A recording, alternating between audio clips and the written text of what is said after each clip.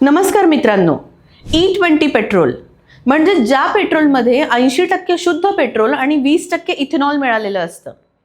त्या पेट्रोलवरून सध्या देशभरात एकच खळबळ माजली आहे. तुम्ही जर गेल्या काही महिन्यात पेट्रोल पंपावरती गेला असाल तर तिथे तुम्हाला मोठ्या अक्षरात E20 असं लिहिलेलं दिसलं असेल. केंद्र सरकारने अतिशय आक्रमकपणे हे धोरण देशभरात लागू केलं. पण गेल्या काही दिवसात या E20 पेट्रोलमुळे वाहनधारकांमध्ये प्रचंड संताप पाहायला मिळतोय. गाड्यांचं मायलेज अचानक कमी झालंय, इंजन खराब होत आहेत आणि गाड्या रस्त्यावरतीच दगा देत असल्याच्या तक्रारींचा पूर आलाय.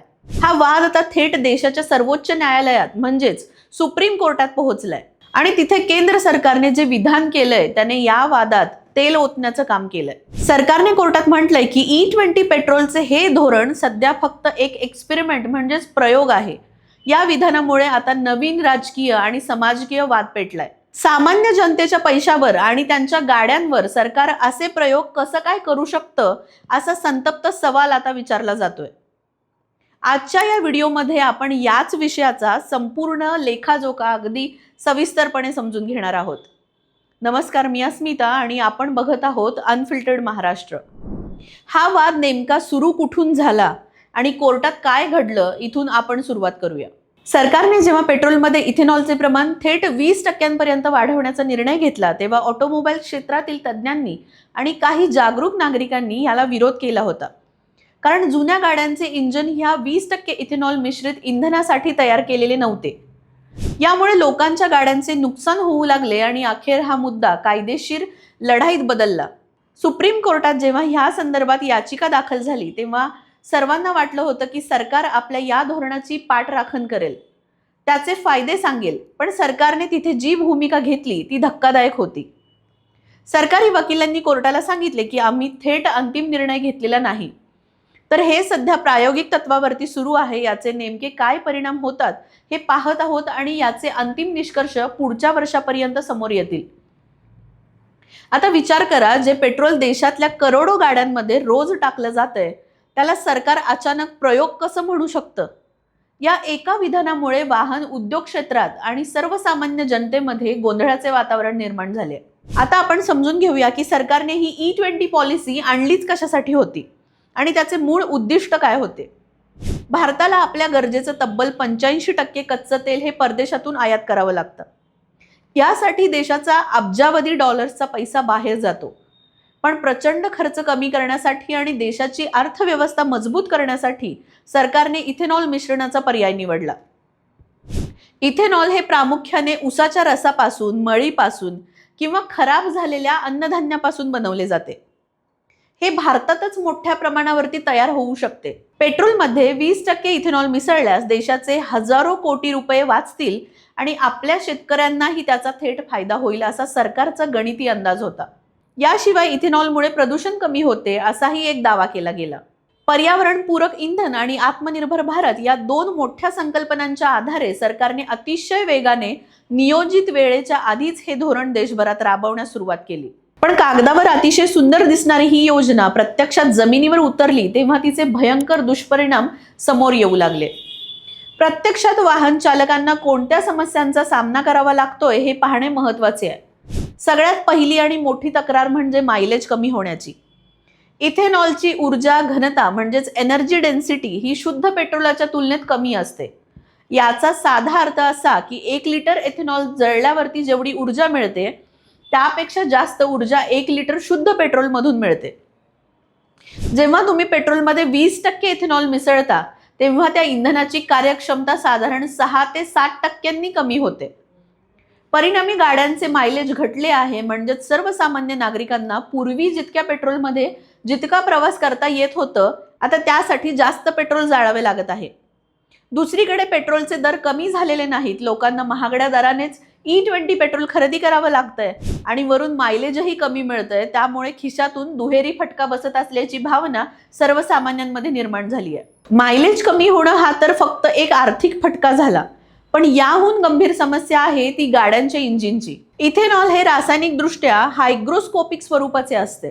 म्हणजेच ते हवेतील आर्द्रता किंवा पाणी स्वतःकडे वेगाने शोषून घेते. जेव्हा गाडी काही दिवस पडून राहते किंवा पावसाळ्यात हवेत दमटपणा असतो तेव्हा पेट्रोल टाकीतला इथेनॉल पाण्याचा अंश शोषून घेतो. हे पाणी आणि इथेनॉल इंजिनच्या भागांमध्ये पोहोचल्यास तिथे गंज चढायला सुरुवात होते. विशेषतः ज्या गाड्या 2023च्या आधी तयार झालेल्या आहेत, ज्यांना आपण नॉन E20 कंप्लायंट गाड्या म्हणतो, त्यांच्या इंजिनमधील रबरचे पाईप्स, प्लास्टिकचे पार्ट्स आणि मेटलच्या नळ्या या इथेनॉलमुळे हळूहळू वितळू लागतात किंवा खराब होऊ लागतात.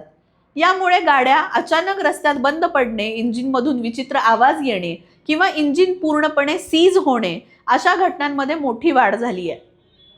अनेक गॅरेज आणि सर्व्हिस सेंटरमध्ये सध्या अशा गाड्यांची गर्दी दिसतेय, ज्यांचे इंजिन केवळ या E20 पेट्रोलमुळे निकामी झाले. या सर्व पार्श्वभूमीवर जेव्हा हा वाद सुप्रीम कोर्टात गेला, तेव्हा केंद्र सरकारच्या एक्सपेरिमेंट या विधानावरून नवा राजकीय वाद पेटला. विरोधकांनी सरकारवर जोरदार हल्ला चढवलाय. विरोधकांचे म्हणणे आहे की जर हे धोरण फक्त एक प्रयोग होतं तर ते संपूर्ण देशावर सक्तीने का लादण्यात आले? प्रायोगिक तत्वावर करायच्या गोष्टी या ठराविक भागात किंवा ठराविक वाहनांवर केल्या जातात, पण सरकारने तर देशभरातील पेट्रोल पंपावर शुद्ध पेट्रोल मिळणेच बंद करून टाकले आणि लोकांना E20 पेट्रोल वापरणे बंधनकारक केले. करोडो वाहन चालकांच्या गाड्यांचा विमा किंवा वॉरंटी या इंधनामुळे धोक्यात आली आहे. जर या प्रयोगात लोकांच्या गाड्यांचे इंजिन खराब झाले तर त्याची भरपाई कोण देणार? कंपन्या तर सरळ हात वर करतात की ही गाडी जुन्या इंधनासाठी होती. त्यामुळे सरकार नागरिकांना गिनीपिग समजून त्यांच्यावर असे प्रयोग करत असल्याचा आरोप आता होऊ लागलाय. आता प्रश्न उपस्थित होतो की या गोंधळानंतर सरकार हे धोरण बदलणार का किंवा त्यांचा पुढचा प्लॅन काय आहे? सुप्रीम कोर्टातील सरकारच्या भूमिकेवरून हे स्पष्ट दिसतंय की सरकार आता थोडं बचावात्मक पवित्र्यात आहे. आक्रमकपणे 20% उद्दिष्ट गाठण्याच्या नादात निर्माण झालेल्या तांत्रिक अडचणी आता सरकारच्या लक्षात येऊ लागल्या आहेत. ऑटोमोबाईल कंपन्यांवरही याचा मोठा दबाव आहे. नवीन गाड्या E20 अनुकूल बनवणे सोपे आहे, पण रस्त्यावर धावणाऱ्या करोडो जुन्या गाड्यांचे काय करायचे याचे उत्तर सध्या कोणाकडेही नाहीये. सरकार आता या धोरणाचा पुनर्विचार करण्याची शक्यता वर्तवली जात आहे. कदाचित पुढच्या काळात पेट्रोलमध्ये इथेनॉलचे प्रमाण 20% थोडे कमी केले जाऊ शकते किंवा जिथे जुन्या गाड्यांची संख्या जास्त आहे तिथे शुद्ध पेट्रोलाचा पर्याय पुन्हा उपलब्ध करून दिला जाऊ शकतो. पण हे सर्व सुप्रीम कोर्टाच्या अंतिम निर्णयानंतर आणि पुढच्या वर्षी येणाऱ्या प्रायोगिक अहवालानंतरच स्पष्ट होईल. या संपूर्ण विषयाचा शेवट करताना एक गोष्ट स्पष्ट करावी लागेल की देशाचा पैसा वाचवणे आणि पर्यावरणाचे रक्षण करणे हे उद्देश निश्चितच चांगले आहेत, पण कोणताही मोठा निर्णय घेताना पूर्वतयारी व नागरिकांच्या हिताचा विचार करणं तितकंच गरजेचं आहे. E20 पेट्रोलच्या बाबतीत सरकारने घाई गडबड केली की काय अशी शंका येण्यास वाव आहे, कारण पायाभूत सुविधा आणि इंजिनची तंत्रज्ञान क्षमता पूर्णपणे विकसित होण्याआधीच हे इंधन बाजारात आणले गेले. आता कोर्टात या प्रकरणाची पुढील सुनावणी कशी होते आणि सरकार यावर काय ठोस उपाययोजना जाहीर करते याकडे संपूर्ण देशाचे लक्ष लागले आहे. तुम्हाला काय वाटते? या E20 पेट्रोलमुळे तुमच्याही गाडीचे मायलेज कमी झाले आहे का? तुम्हाला काही त्रास सहन करावा लागतोय का? तुमचे मत आम्हाला कमेंट करून नक्की सांगा. हा व्हिडिओ जास्तीत जास्त लोकांपर्यंत शेअर करा, जेणेकरून ही महत्त्वाची बातमी किंवा ही महत्त्वाची माहिती इतरांपर्यंतही पोहोचेल. चॅनलला सबस्क्राईब करायला विसरू नका आणि पुन्हा भेटूया अशाच एका विश्लेषणामध्ये. धन्यवाद.